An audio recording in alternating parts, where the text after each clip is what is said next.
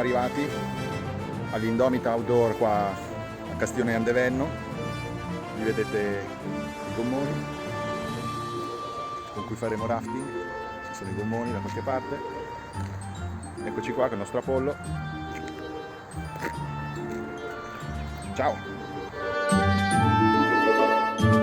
Ciao amici a casa, questo è il mio ultimo video. Okay. Lascio tutto al mio cane. Ciao